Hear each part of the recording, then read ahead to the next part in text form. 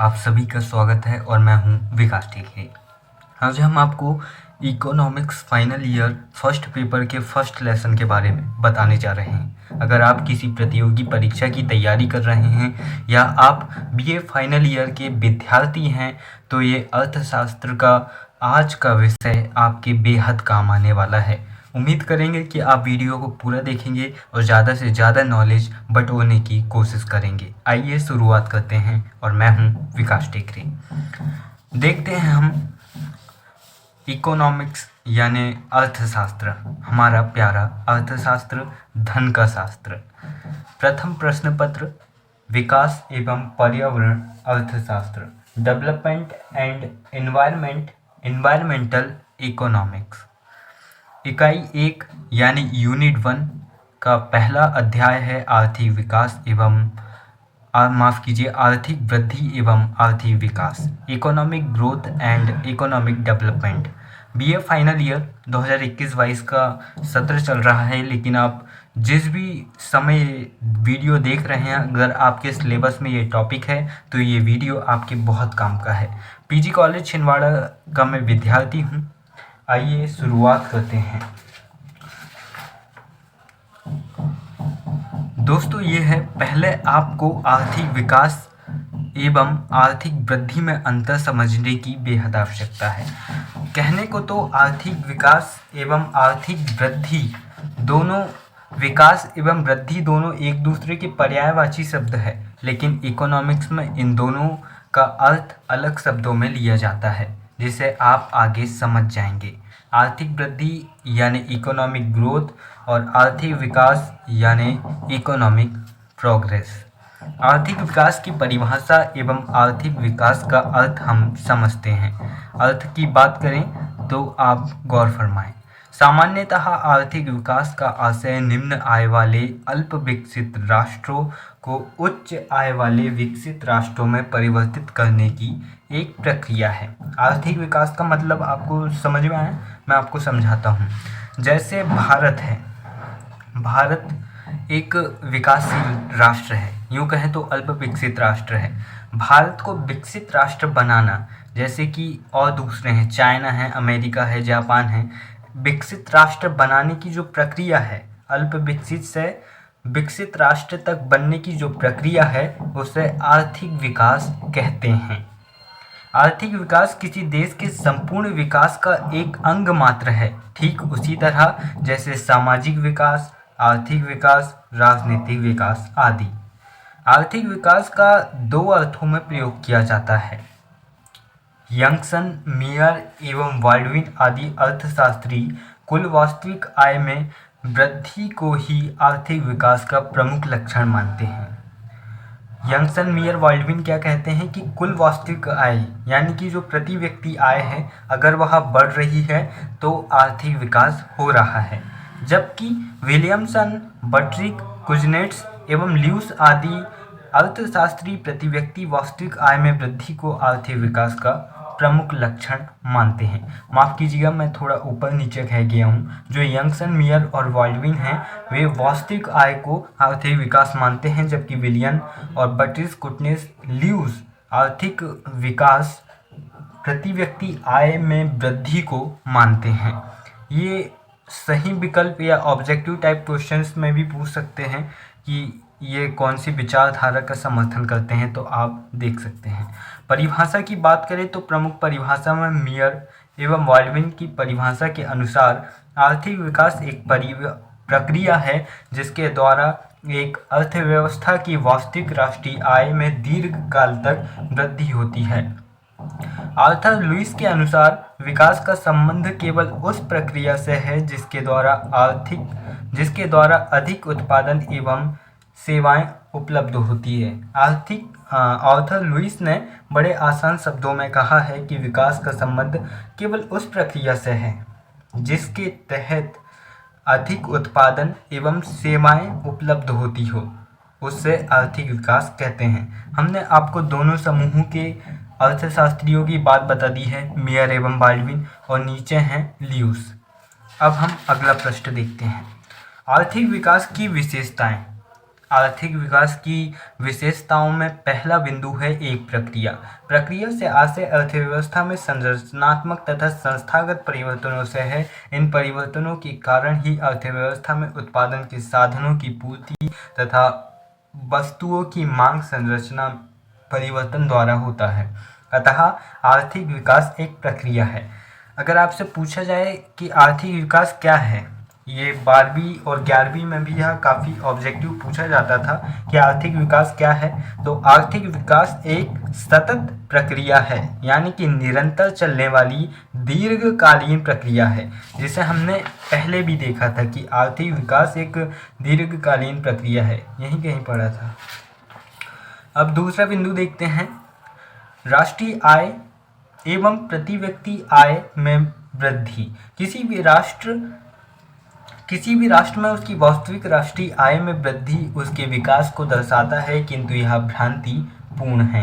यदि किसी देश की राष्ट्रीय आय में वृद्धि की तुलना जनसंख्या में तीव्र गति से वृद्धि हो रही हो, तो वह राष्ट्रीय आय में वृद्धि जन कल्याण का सूचक नहीं हो सकती, बल्कि इसका अर्थ होगा कि वहाँ के निवासियों का जीवन स्तर गिर रहा है। दोस्तों, कई राष्ट्र देखते हैं कि जो राष्ट्र की कुल वास्तविक आय रहती है, जीडीपी, जैसे कई देशों की जीडीपी तो बढ़ती रहती है, लेकिन उसके बावजूद वहाँ का जीवन स्तर बेहतर नहीं होता है। जैसे भारत की पेंडेमिक सीजन में जब कोरोना महामारी चल रही थी, उस दौरान भी भारत की जीडीपी सकारात्मक रही, लेकिन इसका ये मतलब नहीं है कि भारत एक डेवलप कंट्री है। भारत के लोगों का जीवन स्तर अभी भी सुधरा नहीं है। तो यहाँ पर ये बताना चाहते हैं कि किसी राष्ट्र की जीडीपी बढ़ने का मतलब ये नहीं है कि वहाँ के लोगों का जीवन स्तर बढ़ रहा हो। वहाँ अगर किसी देश को विकसित राष्ट्र कहलाना है, तो उसके नागरिकों की प्रति व्यक्ति आय, यानी कि जो इनकम होती है, उसमें बढ़ोतरी होनी चाहिए। अगर इस बिंदु को आधार माने तो परिभाषा किसकी सही होती है? यंगसन, मियर एवं विलियमसन, बट्रिक एवं कुजनेट्स एवं ल्यूस की, क्योंकि उन्होंने कहा है प्रति व्यक्ति वास्तविक आय में वृद्धि को ही आर्थिक विकास का एक प्रमुख लक्षण मानते हैं, और यहाँ सेकंड बिंदु में भी वही बताया गया है। थर्ड बिंदु देखते हैं, जनसंख्या में वृद्धि। सिंपल है, जब लोग बढ़ेंगे तो श्रम शक्ति बढ़ेगी, श्रम शक्ति बढ़ेगी तो उत्पादन बढ़ेगा, मांग बढ़ेगी तो पूर्ति करना होगा, और इससे किसी भी देश का विकास होगा। लेकिन ज़्यादा जनसंख्या बढ़ना विकास की बजाय नुकसान भी पहुंचा सकता है। दीर्घकालीन वृद्धि। आर्थिक विकास एक दीर्घकालीन प्रक्रिया है जो सतत निरंतर चलती रहती है। आर्थिक विकास के लिए आवश्यक है कि प्रति व्यक्ति वास्तविक आय में वृद्धि दीर्घकालीन हो। प्रति व्यक्ति आय में निरंतर वृद्धि होनी चाहिए। अगर वह आगे जाकर घटती है तो उसे आर्थिक विकास नहीं कहा जा सकता। आर्थिक विकास उसी दशा में होगा जब प्रति व्यक्ति वास्तविक आय में दीर्घकालीन रूप से लगातार बढ़ते रहने की प्रवृत्ति होगी। दोस्तों, आर्थिक विकास कैसे हो? इस बिंदु का एक सिंपल सा आंसर ये है कि आर्थिक विकास तब होगा जब उस राष्ट्र के नागरिकों की प्रति व्यक्ति आय बढ़ेगी, और वो हमेशा बढ़ते क्रम में बढ़ना चाहिए, ना तो नीचे गिरे ना रुके। उसे दीर्घकालीन वृद्धि कहेंगे। आखिरी पांचवा बिंदु देखते हैं, जन सामान्य के जीवन स्तर में वृद्धि। कुछ अर्थशास्त्रियों का मानना है कि वृद्धि का अधिकार धनी वर्ग हथिया लेता है। वृद्धि का अधिकांश हिस्सा धनी वर्ग हथिया लेता है, तो ऐसा आर्थिक विकास अधिक सार्थक नहीं होगा। जीवन स्तर में वृद्धि से आशय वास्तविक आय में वृद्धि को साथ साथ शैक्षणिक, सामाजिक तथा नैतिक विकास से भी है। आर्थिक विकास से यहाँ पर ये मतलब नहीं बताया गया है कि लोगों के पास केवल पैसा हो। आर्थिक विकास से मतलब है कि उनके पास शिक्षा भी होना चाहिए, उनका सामाजिक जीवन भी बेहतर होना चाहिए, और उनकी नैतिक जिम्मेदारियां भी उन्हें मालूम होनी चाहिए। जैसे कि भारत की ज़्यादातर कई रिपोर्ट्स बताती है कि भारत की ज़्यादातर मुद्रा कुछ गिने चुने अमीर लोगों के पास है। अब हम देखते हैं आर्थिक वृद्धि का अर्थ। हमने अभी आर्थिक विकास पढ़ा था। आर्थिक विकास का मतलब क्या था? किसी भी अल्प विकसित राष्ट्रों को विकसित राष्ट्र में परिवर्तित करने की परिवर्तित करने की प्रक्रिया को आर्थिक विकास कहते हैं। अब आर्थिक वृद्धि समझिए। शुम्पिटर, श्रीमती हिक्स आदि अर्थशास्त्री वृद्धि को अलग अलग अर्थ में स्पष्ट करने का प्रयास करते हैं। उनके अनुसार आर्थिक वृद्धि का संबंध विकसित राष्ट्रों से होता है। जी हाँ, आर्थिक वृद्धि का संबंध ये विकसित राष्ट्रों से लगा रहे हैं और आर्थिक विकास का संबंध अल्प विकसित राष्ट्रों से होता है। जैसे कि हमने अभी आर्थिक विकास के बारे में पढ़ा, वह जनसंख्या में वृद्धि और बचत में वृद्धि के परिणाम स्वरूप आय में वृद्धि को आर्थिक वृद्धि कहते हैं। जनसंख्या में वृद्धि और बचत में वृद्धि के परिणाम स्वरूप आय में वृद्धि को आर्थिक वृद्धि कहते हैं। मतलब किसी भी राष्ट्र की जो पहले से ही डेवलप्ड है, वहाँ के लोगों की और इनकम बढ़ रही है, पर इनकम बढ़ रही है। जैसे कि अमेरिका हुआ, अमेरिका के लोगों की अगर प्रति व्यक्ति आय बढ़ते जा रही है तो उसे आर्थिक वृद्धि कहेंगे। दूसरे शब्दों में आर्थिक वृद्धि का अर्थ अर्थव्यवस्था के उत्पादन, आय आदि चरों की परिणात्मक वृद्धि से होता है। आर्थिक दृष्टि से जब कोई राष्ट्र अधिक धन का उत्पादन करता है तो इसे आर्थिक वृद्धि कहा जाएगा। समझे आप? कोई विकसित राष्ट्र जब अधिक धन का उत्पादन करेगा तो आर्थिक वृद्धि कहा जाएगा। इस देश को तब तक ही वृद्धि करता कहा जाएगा जब तक कि इसकी जनसंख्या बढ़ रही हो। इस प्रकार राष्ट्रीय आय तथा प्रति व्यक्ति आय में वृद्धि को आर्थिक विकास कहते हैं। यहाँ पर राष्ट्रीय आय या प्रति व्यक्ति आय में वृद्धि संबंध भौतिक वस्तुओं एवं सेवाओं की मात्रा बढ़ने से है, जिनकी वृद्धि आर्थिक वृद्धि को दर्शाती है। आर्थिक विकास की भ्रांति आर्थिक वृद्धि भी संस्थागत कारणों को दृष्टिगत रखते हुए एक दीर्घकालीन प्रक्रिया को दर्शाती है, परंतु इसका उद्देश्य अर्थव्यवस्था में संरचनात्मक परिवर्तन न होकर आय उत्पादन की मात्रा में वृद्धि करने से होता है। आर्थिक विकास के बारे में हमने पढ़ा था कि इसे राष्ट्र की सरकारें लागू करती है, इसमें कई परिवर्तन करने होते हैं और आर्थिक विकास का मतलब होता है कि शैक्षणिक, सांस्कृतिक, सामाजिक, नैतिक विकास भी होना चाहिए। जबकि हम यहाँ पर देख रहे हैं कि आर्थिक विकास का मतलब सीधे उत्पादन से है, उत्पादन की मात्रा में वृद्धि करने से है।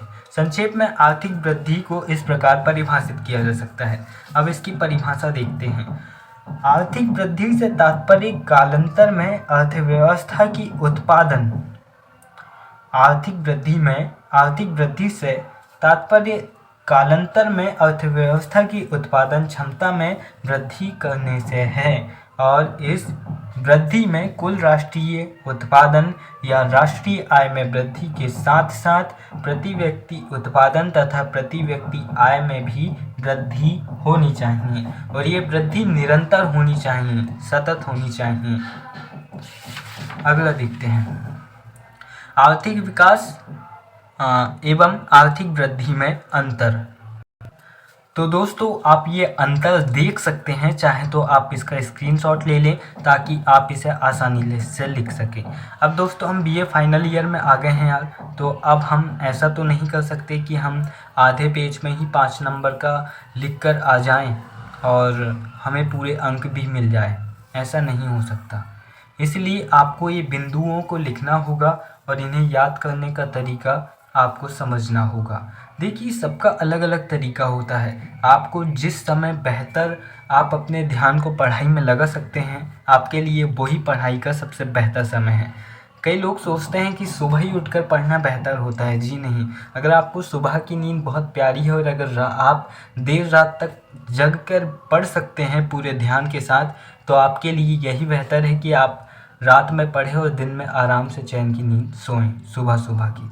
लेकिन अगर आपका जो वक्त हो, आप जिस वक्त में अच्छे से पढ़ सकते हैं आप पढ़ें, लेकिन पढ़ते रहें, क्योंकि एक विद्यार्थी का परम कर्तव्य होता है शिक्षा।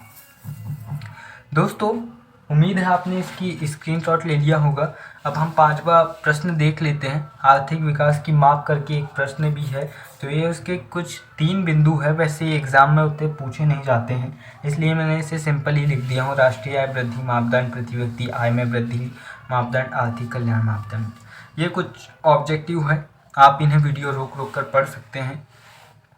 ये ऑब्जेक्टिव है और इनके आंसर भी लिखे हुए हैं, आप देख सकते हैं। दोस्तों अगर आप मुझसे पूछें कि भाई टॉपर बनने की कोई ट्रिक है क्या, तो बताइए। तो मैं आपको बताना चाहूँगा कि सफलता का कोई शॉर्टकट नहीं होता है, आपको मेहनत करना होता है। बस आपकी मेहनत में थोड़ी तकनीक लगती है। देखिए 12 घंटे तो मज़दूर भी काम करता है और उतने ही समय बिजनेसमैन भी काम करता है। अब आपके ऊपर निर्भर करता है कि आप अपने दिमाग को किस तरह से लगाते हैं। तो नई स्ट्रेटजी बनाइए, ध्यान पूरा फोकस कीजिए, शॉर्टकट्स आप जिस तरह से बना सकते हैं बनाइए और बिना चीटिंग किए ज़िंदगी को जीत लीजिए। जय हिंद।